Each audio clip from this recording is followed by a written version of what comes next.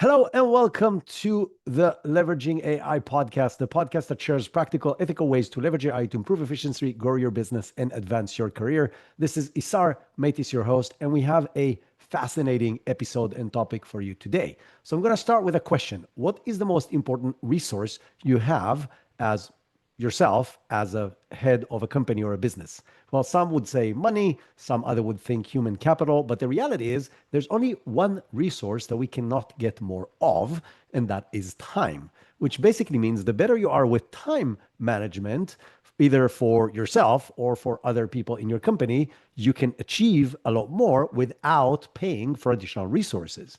Now, there's ample of research showing that most of us people and business managers and CEOs of large companies, and regardless of our positions, are usually pretty bad at time management, which is really sad. We get distracted very easily. We don't necessarily have agendas for things and so on.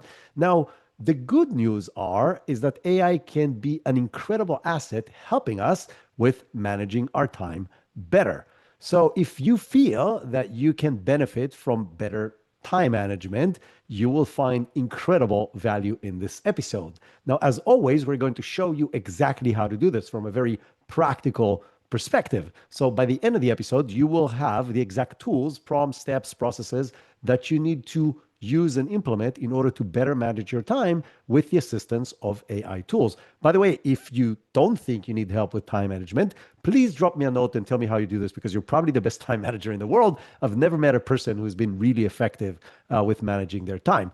But now to our topic. Our guest today, Matt Martin, is the co-founder and the CEO of Clockwise, which is a company that has developed software products to help people better manage their time. Now, this name by itself is brilliant, calling the company Clockwise for a product that actually helps you manage your time.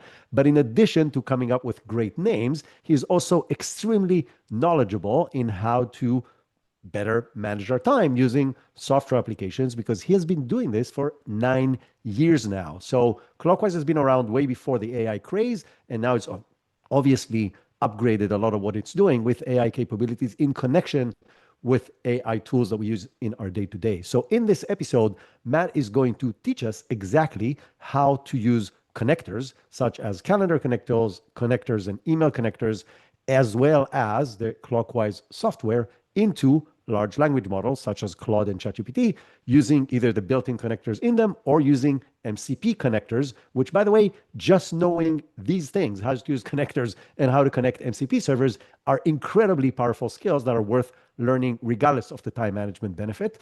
But we're also going to go over specific use cases that can dramatically improve your time management using AI in connection with these tools. And since this is extremely valuable, and I'm sure you would agree, I am really excited to welcome Matt to the show. Matt, welcome to Leveraging AI. Sorry, what a great intro. Thanks so much for having me on. And this is a topic, obviously, that's near and dear to my heart. Two things off the jump, though. So one is, if anybody out there is responding to Isar's prompt to send them an email if you don't need help time management, shoot that my way too. I'd love to hear.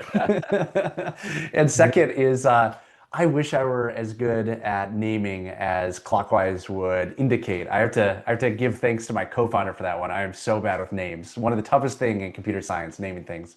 Yeah, 100%. But anyways, I'm really glad we're here. I really think it's a very, very important topic, right? I didn't say that in a joke. It's literally the only asset we cannot get more of. There are multiple books on how to manage our time better. There's different systems, processes, and so on.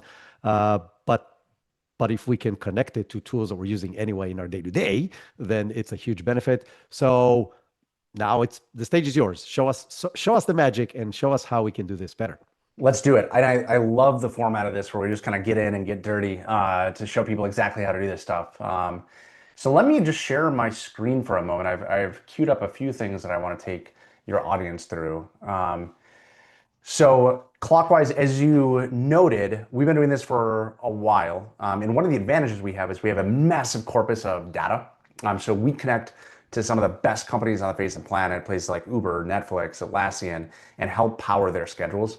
And we've taken kind of the brain and hooked it up to a model context protocol server so that you can use it inside of Claude or ChatGPT, as it were. The first thing though that I'd like to go through is just if you don't connect Clockwise, you're going to be missing out on some power, but there's still tons that you can do in the time management space when it comes to MCP servers, time management. And I'll give a shout out to this How to Geek article. If you just Google Claude Managed Calendar, How to Geek, you'll find this article. And Dibakar, I like this article. It's a little clickbaity, but I like it because he's gone so in depth with what you can do.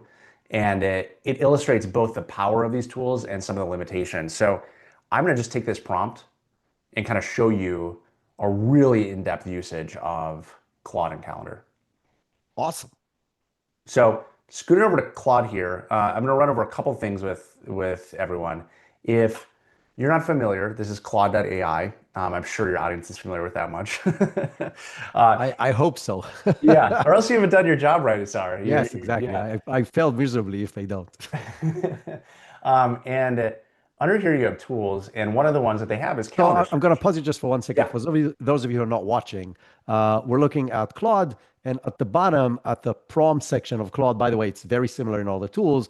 There's these little kind of like toggle buttons, which is basically opens a whole menu. And in that menu, you have multiple things that you can do. One of the segments there is connectors, which are different things you can actually connect to Claude. It's a very similar setup in ChatGPT as well, which we may or may not see afterwards. And then now I'll let you continue from here. By the way, the other thing that we did is Matt took the prompt from that article that he recommended. We're going to put a link to that in the show notes, so you can jump straight to that from your phone or your computer or whatever it is that you're listening to the podcast. And you'll be able to see the prompt as well. And we're going to read a short snippet out of it afterwards. But continue now that we're seeing the menu with the different connectors. Great. Yes. And good reminder that not everybody's watching this on YouTube. So Claude has, and ChatGPT does as well, the ability to read from your calendar. So you can connect your Google Calendar. Unfortunately, they don't have Outlook yet. But you can read from your Google Calendar and it'll be able to suck down that information and give you some insights based off of it. So I have toggled on the Google Calendar connector. You just OAuth into your Google account. And I've copied and pasted the prompt that was provided from the article. And there are a few things here that I'll just run through for the audience. So it's asking for, it's a very highly structured prompt. And I like these kinds. When you see people are really into AI, really into MCP, you see people who give the LM a tremendous amount of guidance on what they want out of it, and you really do get better results by doing that. And I'll pause it just 1 second before we dive into the prompt. Yeah. For those of you who are new to the show or hasn't been listening to all the episodes, what is an MCP? An MCP is basically a USB connector for third-party software into AI tools. So about roughly a year ago, maybe a little less, Anthropic themselves, so the company behind Claude, came up with a new protocol that now everybody's using that basically said, instead of every company in the world now developing connectors of different pieces of software into large language models or agents and so on, what if we develop a standard protocol that once one person or the company itself creates the connector, you can plug it in to your AI environment in 3 minutes, which again, we're going to see afterwards how to do. So that became an extremely powerful capability to enhance the abilities of these AI tools, chatbots, agents, and so on, because they can now connect either just as a read-only or as read and write, depending how the MCP connector was developed, with whatever third-party software. In this particular case, your Google Calendar, but this could be, as we'll see, many, many other different things. So closing parentheses, back to you, Matt, to talk about the prompt. Yeah, no, and it's a great thing to explain a little bit because MCPs are kind of like plugins. Like you said, they're the USB connector, and as we'll see, the ecosystem is still kind of developing on how exactly to connect them, what the level of support is, but very, very powerful if you want to allow the LLM access to third-party tools. And so here, the connector is to Calendar. And we're just asking for a few different things here. We're asking for our initial calendar overview, time analysis, schedule insights, and then we're going to ask it to help us plan out our week with event details and possibly even make modifications. So having entered that, what's amazing about this is that Claude will use that connector to search all of my calendar events, and it'll give me a rundown of the next 30 days of stuff that I have going on. And look, like you can get that sort of stuff out of your calendar in, I would argue, a much more consumable fashion than just text. But what it can do next with all that information is to then identify insights. So some of the patterns that you have, some of the conflicts that you have, when you're busier, when you're lighter, time zone considerations, special attributes. And then the real power is next steps. So now that it's analyzed all that, it can help, resolve triple bookings, manage time zone challenges, improve work-life balance. Now, I could dive into this and start to have a conversation with Claude, but one of the limitations about current calendar connectivity, either in Claude or ChatGPT, is that it's read-only. So it can't actually, it will tell me things that it thinks it can resolve, but it has some pretty severe limitations. One is that not only is it read-only such that it can't write or schedule anything or move anything, but the other severe limitation, which I don't think people appreciate a lot of the time, is that, if it's trying to help me resolve a double booking, it cannot see the other attendees' calendars. So its insights are going to be limited to just what it sees on my calendar, which is, it's helpful, but it's not everything.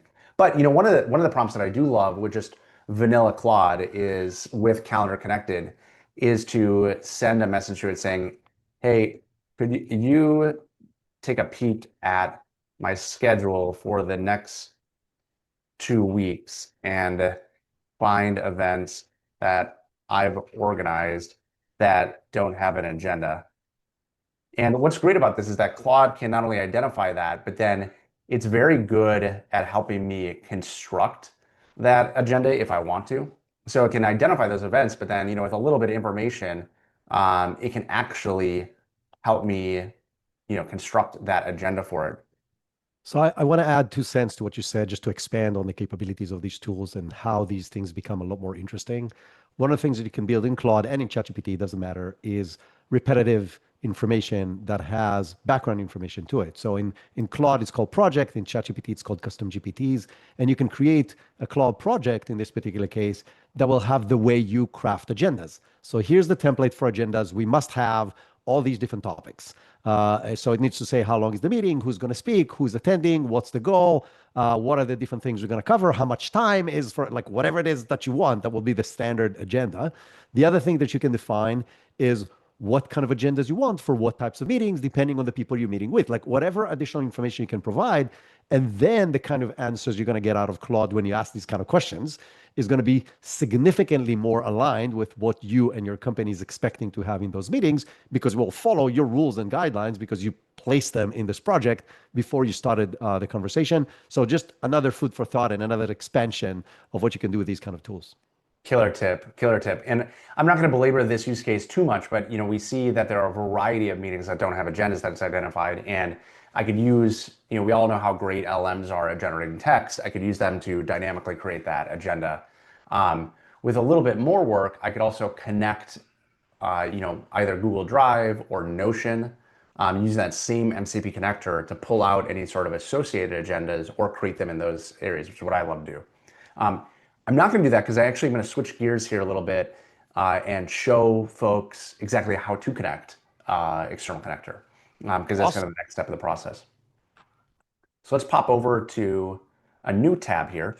And so I have just a fresh Claude instance, Claude.ai, Anthropic's chat model. And here under that same toggle where you have search and tools, which is right underneath the prompt, you can open that, and then there's a little plus button at the bottom to add connectors. And this opens up Claude's, or well, rather Anthropic's kind of list of pre-approved connectors, and it's growing all the time. There are some really, really cool things you can do here with things like Canva or Databricks or Fireflies, pull in your recordings. I'm of course going to go to Clockwise and connect Clockwise. And so we're featured here alphabetically. You can connect to Clockwise, and it'll pop open a new window, sign me into Clockwise, and then I'm good to go. And actually this is a prompt from a different window, so we'll reset this for a second. And so now if I open up that same drop-down menu, and this is going to be the case for any connector that you add. And by the way, connectors are just Anthropic's friendlier word for an MCP server. And I'll say 2 cents. You can connect. So there's, I don't know how many Anthropic already have approved. So there's 20, 30 of them, I think, ish, that are tools that you use, that most of us use all the time. But you can connect literally any MCP server that is out there by going to the MCP server, getting the code that it needs in order to connect, and dropping it into Claude's backend, it sounds really complex. Watching a YouTube video for about 3 minutes, you can literally do the process yourself. And if you don't know how to do this, which I'm one of the people who do not know how to do this, I ask Claude to do it for me. I literally drop the code in Claude. I said, this is what I want to put in your config file. Write the code for me. It will write the code. I will paste it back into the config file. And then it will add another one of these connectors, even if it's not showing up by default in that plus button of approved connectors. So even you have a connector that is not approved, you can still add it in the back and do really, really magical things with this. But again, closing parentheses again, back to this. So now we're looking at the Clockwise connector. Yes, and I love the digression there because there are so many great tools that aren't featured in their connector list. If you, as you're adding tools, you'll see that you can kind of dive one level deeper in this dropdown, and you can see all the tools that a specific connector has given you access to. So in MCP world, what a MCP server exposes are a set of tools that give specific abilities to the LM. And so the Clockwise MCP server, for example, one of the tools that it has is to create a meeting proposal. That's one of 16 tools. If you connect Notion, one of the tools is going to be create Notion page or read Notion doc. And these specific tools are what give the underlying LLM the ability to add additional powers, additional functionality. A tip that I'll give folks, especially as you're playing in MCP world, as you add additional connectors / MCP servers, it's best to start playing actively with these toggles. For better or worse, as you add a lot of them, the LM can start to get a little bit bogged down in which tool to call into and get a little bit confused. Especially as you're playing and getting confident with these, it's best to say, if you're using Clockwise to switch off calendar search, because those can conflict. If you both use Asana and Jira, flip off Asana and use Jira, or flip off Jira and use Asana, because they can kind of collide, and they can also make the LM trip up. Yeah, so to explain 2 seconds, and it's a great point. You don't call the tool as you're writing the prompt. You're literally writing the prompt in regular English.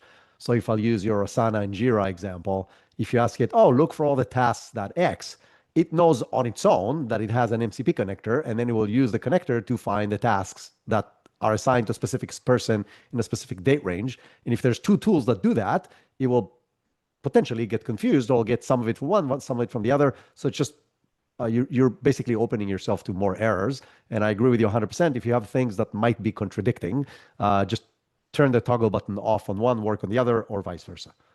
I've also found, sorry if you found something definitely correct me here, but I've also found that even when you have overlap in domains, it's good to flip them off because, as you said, they can collide. But even if you have non-overlapping domains, I find that it's helpful just to select the tools that I'm working with. And I don't always remember this, but I find that Claude, ChatGPT, other LMs can get bogged down just the more tools that it has access to, even if they don't conflict. Yeah, it makes sense. Think about it. They got to kind of go through the list of all the different functions in each and every one of the tools with every prompt that you write. You want to minimize that just to let it run smoother. Yeah, I think it's one of the areas that they're still kind of developing the underlying systems. So now that we've done Claude, I'm actually going to switch to ChatGPT. I know, ChatGPT, just from a pure numbers perspective, is much more widely used. Unfortunately, ChatGPT's support for MCP servers is a little bit lagging behind Anthropic's. That's being very gentle with OpenAI. Well, look, I know they'll get there. They're obviously building into it more, and it was Anthropic's spec. But yeah, it's a little bit disappointing that they don't have it full featured yet. So this is kind of funky. I'm gonna walk people through how to do this, and my annotate button for Zoom is actually in the place that I'm trying to click here. It's annoying. So if you're in ChatGPT, in the bottom left, you'll see your profile, and that's where you get to settings. So you're gonna go into settings, and you do need, for this in ChatGPT, you need either a ChatGPT, I forget what they call their business accounts. It's either business or enterprise, but you need a business. There's I think plus, then teams, then enterprise. And I think all three of them will have access to that. Yeah, I think that's right. I think that on the individual side, you just need plus. Yeah, plus, or what's the plus or pro, Yeah. and then on the business side, you need either teams or enterprise. Yep. And I think that their pricing rubrics are getting more and more complicated, but I think that's basically everything except free. If you're on the free tier, you won't see Yeah. this. But otherwise you should see it. So you go into settings, you go into connectors. So they're also calling MCP service connectors. And you'll see under the connectors tab, so I'm in settings. If you're not following along visually, I'm in settings and there's a list of connectors that are available. Now, the thing about ChatGPT's connectors is they're search only. And they can't really do much. And we ran into this when we were developing Clockwise. They really don't have multiple tools right now. They just have search. So, if I connect Google Drive, it can search through my documents and access them, which is really helpful. But it can't create one. It can't, add an update. It's just search. They're obviously moving towards full MCP support because under this, it's so buried. You go into connectors and you have to scroll to the bottom. Make sure you scroll all the way down. It's hidden. You go to advanced settings and then you enable developer mode, which it says is in beta. And this is how you get access to adding a full MCP server. Now, if I go back to that same connectors page and I click create, I can create a custom tool. And as Isar mentioned earlier, there are so many great MCP servers out. You will have to go find the URL for this. But if you search, for example, Clockwise MCP, Linear MCP, Atlassian MCP, you'll find the instructions pretty quickly. And so you fill in a few terms here. And what you really need is the MCP URL. And you need to know how to authenticate. Ours happens to be OAuth, not everybody's is. And then you create it. And this is now going to enable the same MCP server access that I had on Claude side, except that it's in ChatGPT. Now, I will also note that ChatGPT still has some limitations even in this mode. First, and somewhat annoyingly, you're going to see a red box to indicate that you're in dev mode. It always freaks me out. I'm like, what did I do wrong? It's just like I have to remember that I'm in dev mode. The second is that Just a second, when Matt's saying a red box, the prompt box just has a red outline instead of the regular black/gray outline that it has usually. That's right. And the other thing to note about ChatGPT's implementation is right now, memory is disabled when you're using dev mode.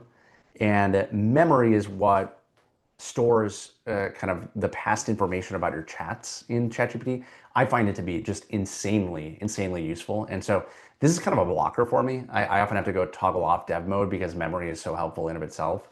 So I will cop to the fact that I want to show people how to use MCP servers in ChatGPT, but I use it almost exclusively in Claude right now just because ChatGPT's implementation is so constrained. And we are on the same page. Yeah. It's extremely annoying that ChatGPT memory is not working, and I don't understand if this is a technical limitation, which doesn't make any sense to me, or a security limitation, which also doesn't make much sense to me.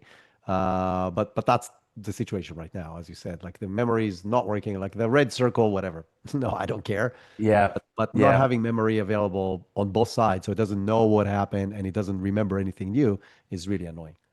So a little bit of a nerdy digression here. I don't know if you have any insights, but I've been wondering why they're a little bit behind and they have these limitations as well. And I think part of the reason has to be that tool calling has to be part of the model. And so Anthropic developed the spec. And so when they were developing Claude, and 4.5 Sonnet just came out today, but these models are very good at tool calling. Whereas I've seen that ChatGPT 5 isn't quite as good at tool calling.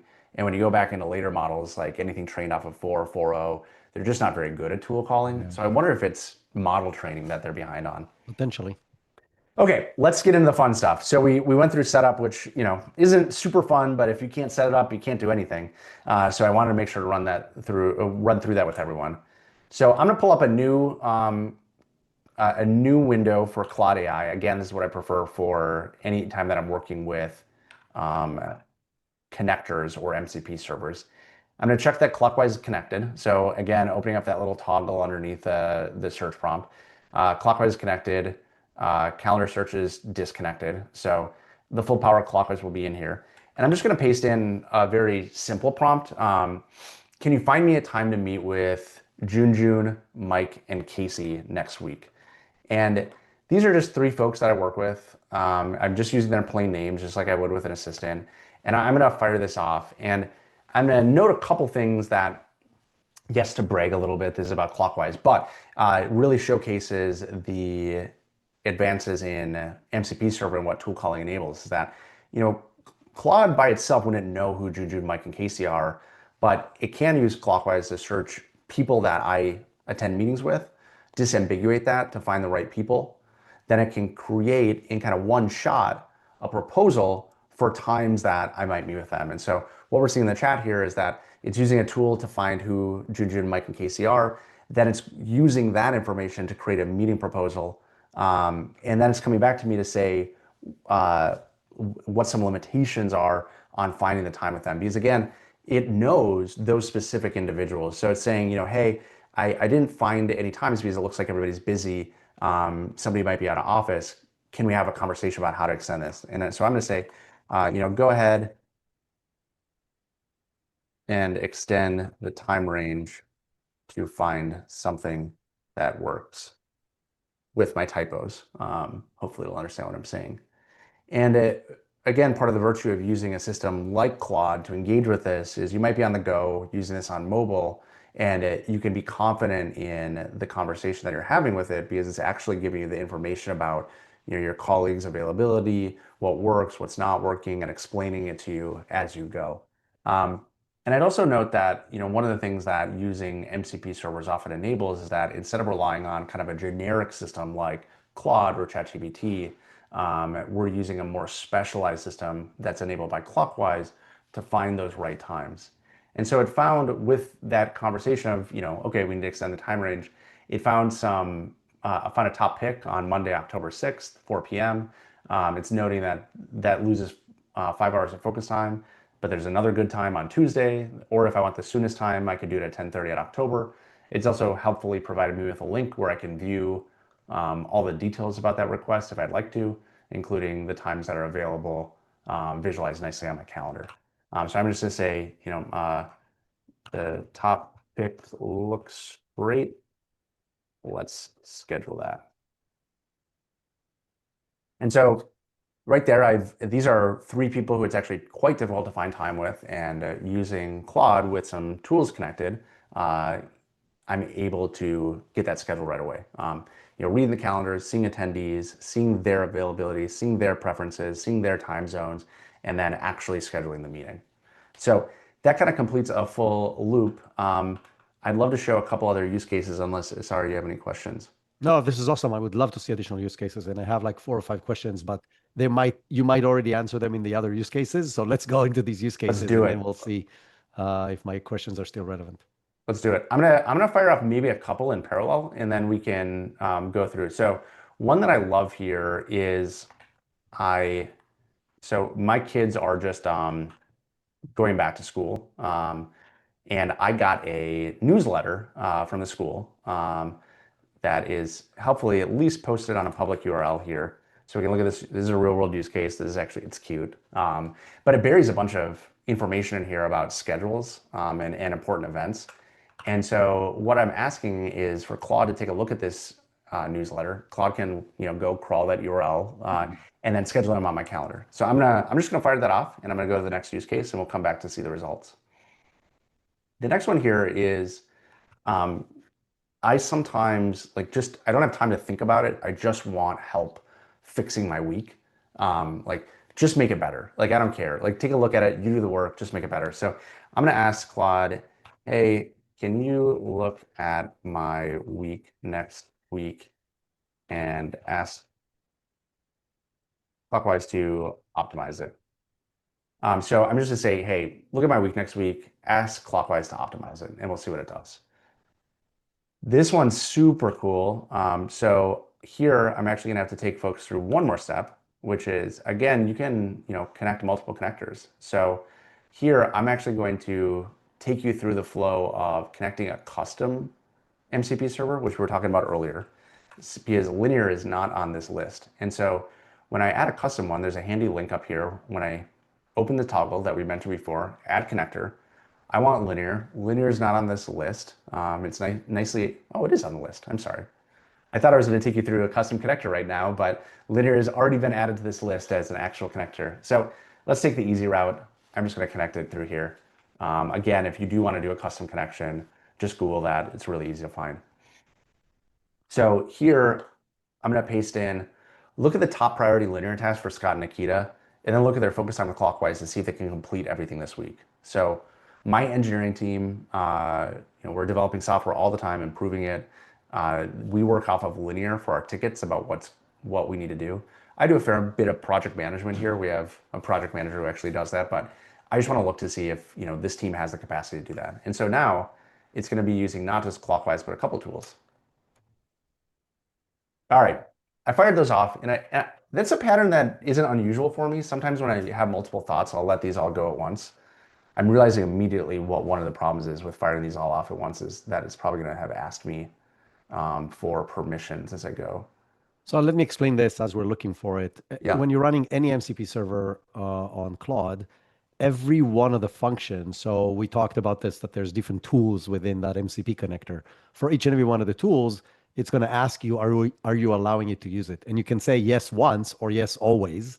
And if you click yes once, then every time you're on the tool, you'll have to do the same thing and it won't finish doing its thing because it may need to use 3 or 4 different things in order to complete the request that you gave it to do. Because every one of those, what we call tools, is a small function. So one of them could be search, one of them could be fetch, one of them could be update, one of them could be write, like whatever the case. So if it needs to do all these things to complete what you requested, it needs to make all these calls, and it's going to stop at each one unless you told it, yes, you're allowed to do this always. One thing that I don't know, it's actually a good question to you, maybe you know, can I allow all of them kind of like carte blanche as I install the MCP, you're allowed to do anything, or it's always going to ask you the first time it's doing the function and then you have to approve it?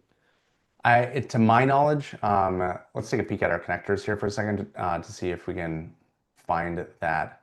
Oh, actually, yes. Okay, so if you go in, this is new. I'm glad I checked. So if you go in that same toggle that we've been talking about, at the very top there, underneath the toggle, there is a Manage Connectors link. You can open this up, and I believe I'd have to check this. Apologize to the audience. This managed connectors may only be available if you are the admin of the team or enterprise account. So I'm using this in a business context and I'm Yeah. admin. If you're on a personal context and you have a pro plan, you're going to have access to this. But if you're in a work environment, you may not have access. But if you do, you can go to this connectors management, you can click configure, and you can allow unsupervised. Now you have Yes, to do this very tool by cool. tool, which is kind of annoying.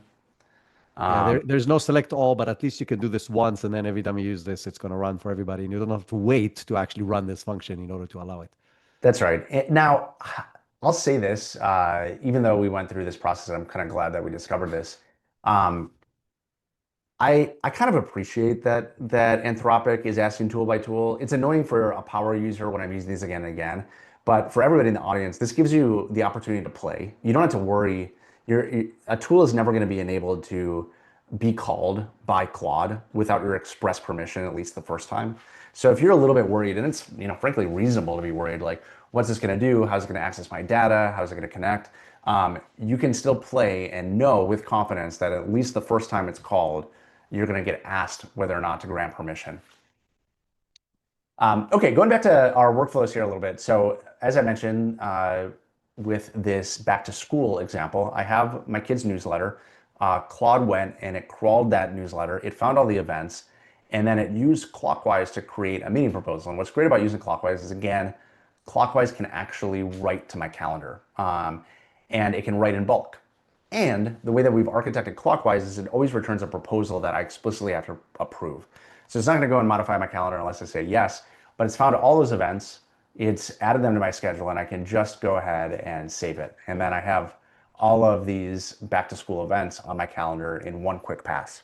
I love So I this. literally did this manual work a few weeks ago because I was tasked by my boss, hence, in other words, my wife, and say, hey, go and check all the kids' activities that are coming this coming year based on the school's calendar and add them to both our calendars. So I went manually and did this work and then had to invite her to all the meetings. This would have saved me about an hour of my life that I Yeah. had to do this thing. So this is absolutely awesome. Yeah, and you can, I mean, and the great thing too is like you can run this and rerun it. If you have it, you could create a project as you mentioned earlier and save the chat, and then when you get the next newsletter, drop it in and just let it go again. But I'll say something that it pops into my head of how broad this can be used, not for school stuff. So I do a lot of public speaking. I get invited to speak on conferences about AI, and most of the conferences I speak on are not AI conferences, but just regular conferences, and they bring me in as an AI speaker.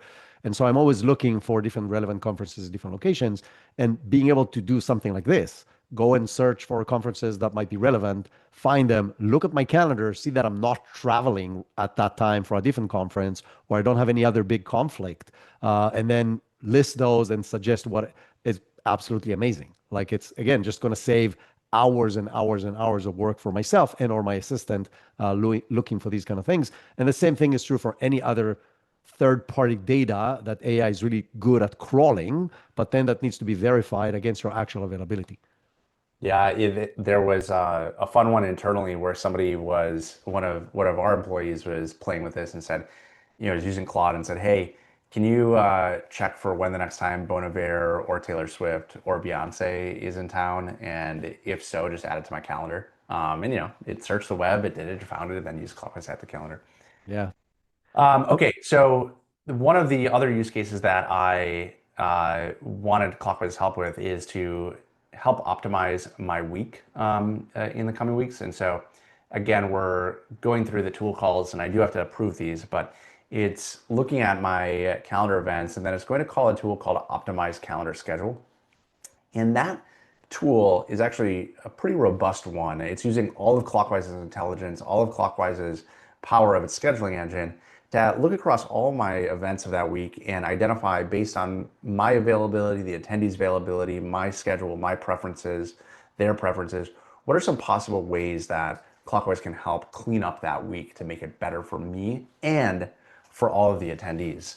And it is a fair amount of compute on our side, but the brilliant thing about it is that we're not relying on the underlying LLM to understand all of the attendees' data, which it doesn't have access to. But also, as we found in developing a lot of these systems, even the cutting edge LLMs right now they can get tripped up pretty badly when they have intersecting calendar math. Time zones trip them up. Time zone math is quite tricky. And so it's come back with a couple suggestions on how I can clean up my week. It's found that moving my meeting with Claire would be very helpful, and moving my meeting with Aaron is very helpful. And that doing that actually adds a tremendous amount of heads down time for each individual. And just like all other Clockwise requests, I can pop in, it gives me a link that helps visualize these changes. I can see those changes right in context of my calendar, and I can approve them or decline them as I see fit. But just a nice way to clean everything up, especially on a week when I'm traveling. All right. Now, Quick question about the optimization. Are yeah, there backend rules that you set up on how to optimize? Like, what are the things you prioritize? What are the things that other people are like, I yep, want at least 2 hours of deep thinking time on my calendar every day. I do not want to touch that time regardless of anything. I have a board meeting that cannot be like stuff like yep. that. Can you set your own rules of what does optimize means? What's acceptable and not acceptable as far as optimization? Yes, the short answer is absolutely yes. The slightly longer answer is that you do have to create a Clockwise account with Google Calendar, and it's using just the same login as Google Calendar. Very simple, very straightforward. When you onboard, what we're doing is we're crawling your calendar to understand a little bit of your calendar preferences by inference, but then we'll also ask you a variety of questions about which events are flexible, which aren't. What are your working hours? When do you prefer to have lunch? When do you prefer to go heads down? How much heads down time do you want? Kind of basic stuff. And we'll use sane defaults, and then you can go deeper and deeper down that rabbit hole as you see fit. Cool. The other thing that I'll note is that this has been one of the delightful surprises about working in MCP land and working with LMs is that because these are conversational in nature, we used to, when we were first developing this, kind of try to just shoot back to the LM the answer. But what we're doing now is we're sending the LM a bunch of information about what we think could happen and other options. So you can have that conversation. If you're seeing Yeah. something that you're like, oh, I actually don't really want to move that one, you can go back and forth on it. Cool. So in this use case, I did get a little bit delayed by approving the tool requests here. But what we're doing here is that it's hitting, you'll see it, for those who can't see this visually, Claude is looking for the top priority linear tasks for two of my colleagues. And it's using the linear MCP to list all those issues for those individuals. And then it's using Clockwise to cross-reference what, not just their availability. You can actually do availability with Google Calendar for yourself. You wouldn't be able to do it with colleagues because there's no access to colleagues. But if you're looking for yourself, you can look at peer availability. Here I'm looking for colleagues, and I'm using Clockwise's and our calendar analytics tool to uncover, how much deep work time do they have? How much fragmented time do they have? What are their preferences, their out of offices, et cetera. So I'm getting a much richer view into their overall availability. And then Claude can use that information to stitch together and analyze, what is the availability for these folks? Can they accomplish all the tasks that have been assigned to them? And I love this one. It takes a little, as you'll notice, whether you're watching this on YouTube or you're listening, this one takes a while because it has to hit multiple tools. And so this is one that I like to run in the morning on Mondays. I'll just shoot in the background and then wait for it to run. But it's a really great way to have an understanding of my team's capacity and whether anything needs to adjust. Because at the end of the day, it'll give a overall assessment. And it said, yes, both Scott and Nikita have solid amount of time to accomplish their tasks. And having run this one, dozens and dozens of time, it's pretty good. I mean, they'll come back to me and say, hey, warning, this person is actually out of office for the back half of the week. They're not going to have as much time. You might want to adjust some things. Really helpful for kind of managing and coordinating a team. Yeah, Okay. I think the interesting thing here, and now I'm thinking a little bit into the future, right? When these tools will not conflict and they will be able to run 20 of these tools at the same time and just run as a centralized brain. Think about how incredibly powerful this thing is. It can look into all the data across, in theory, your entire tech stack and make logical suggestions based on a set of rules that you have pre-assigned either in the tools themselves or just by speaking to Claude, ChatGPT, whatever tool you're using to run this. And so you can have a strategic level assistant or a very tactical assistant assigning tasks to the relevant people who have time on the calendar to actually complete the tasks that are relevant and have the skills. Like there's so many, think about the HR tool, the HR system combined with the scheduling system, combined with the task system. And now across all of these with a few sentences, or as you're driving the car, just having a conversation with it and being able to literally make dramatic, significant, important changes to how operation is going to run in the next few hours, few days, few weeks, depending on how deep you want to go. And I find this absolutely magical. I do very basic stuff like this already.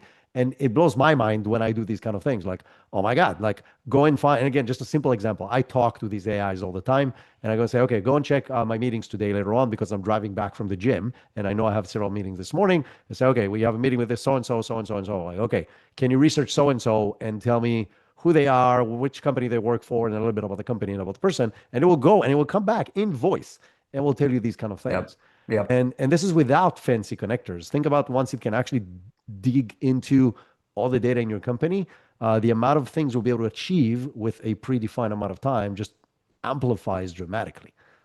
No, I just a riff on that because you completely nerd sniped me. I mean, I think that where this heads, for us that are kind of living on the cutting edge, and I think anybody who's listening to your podcast is, well ahead of the pack.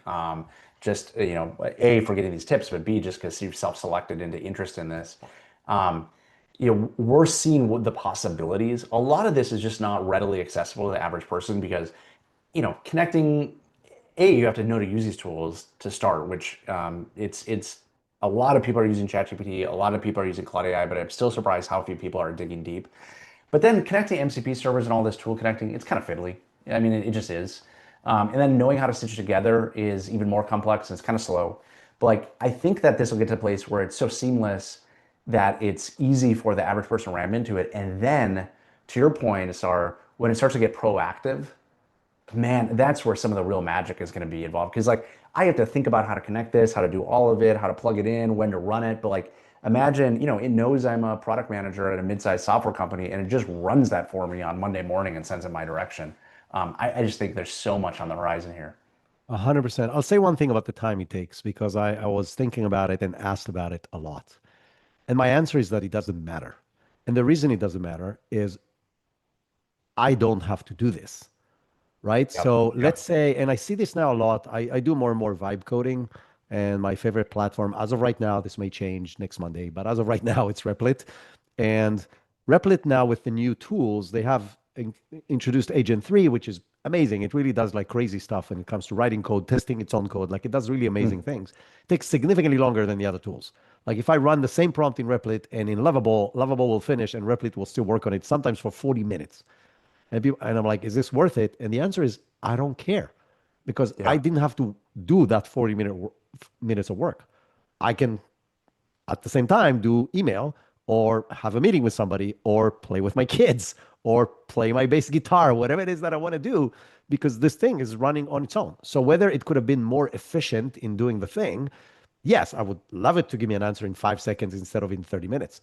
But if I can do other stuff in those 30 minutes and it actually dings the Chrome browser goes ding, and I'm like, oh, it finished the thing, and I can go back and look at it. Then I don't care how long it takes. I mean, again, I care, but a lot less because it doesn't take any of my time while it's doing the work. And so going back to what you said before, if we each going to have 5, 10, 50, 100 of these agents running in the background doing stuff for us, and they're just going to notify us when it's done, and just think about it as another employee. As soon as this thing connects to your Notion or ClickUp or Jira or Asana or whatever it is that you're using, and it's going to report, just like any other employee, their progress and what they're doing and doing the handoffs, and it's going to go to a different agent to complete the step, and then the task is going to move between the different steps of the task on your Jira or Asana or whatever. There's full transparency of what's actually happening. You're managing it just like you're managing today. Nothing changed. Only you have other employees that cost $20 a month that can actually do the work. And so this is where it's all going. And it's just mind blowing. Both you and me are at the cutting edge of this, and we're just scratching the surface with the possibilities of what's happening.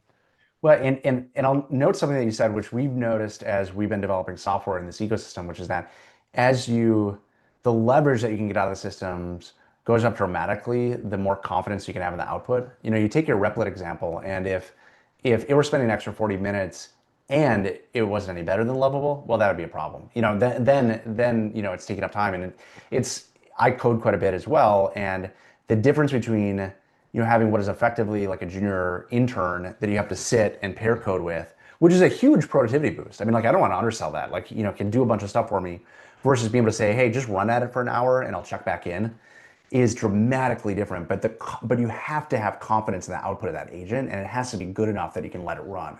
And there's a big gap right now in overall in terms of what's available and the confidence that you can get out of it.